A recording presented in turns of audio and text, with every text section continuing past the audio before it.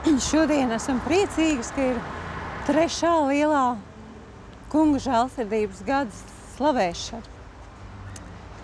Man jautāja par to, kā radās šī ideja, bet tā ideja neradās tikai šajā gadā. Viņa jau senāk bija mūsu sirdīs, mana māsu un daži priesteri sirdīs par to, ka Latvijā ir harizmātiskas kustības, kuras lūdzas, bet atsevišķi, un ka mēs gal galā varētu kādreiz arī satikties un sanākt kopā un aizlūgt, un bija doma par kongresu, par kaut ko lielu, bet tas viss tā palika.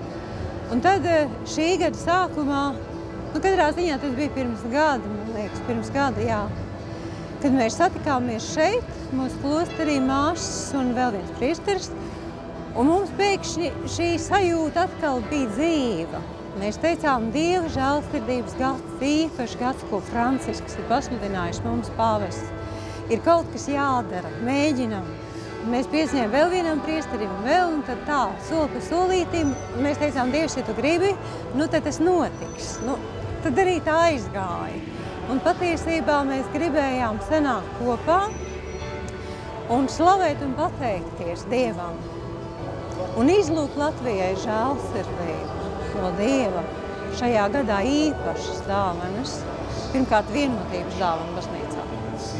Šodien mēs, piemēram, lūdzamies caur Mariju par priesteriem. Pateicamies par priesterības sakramentu, lūdzam visas žēlstības, kādas vien ir. Un arī jau saņēmām apstiprinājumu, ka žēlstība liec nolī, ka ir tā žēlstības. Tās ir tikai jāatver sirdi. Tāda ir doma. Šodien ir 3. slavēšana un vēl būs 4. 4 lielas slavēšanas šajā gadā.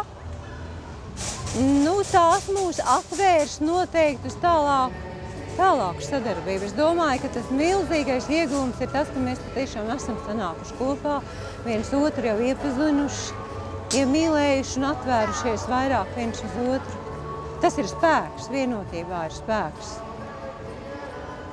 Nav tik daudz runa par kaut kādu tveramu iegūmu, cik par tādu sirds stāju attiecībā pret Dievu, savienošanos un dzīvošanu ar Dievu, patiesībā un mīlestībā.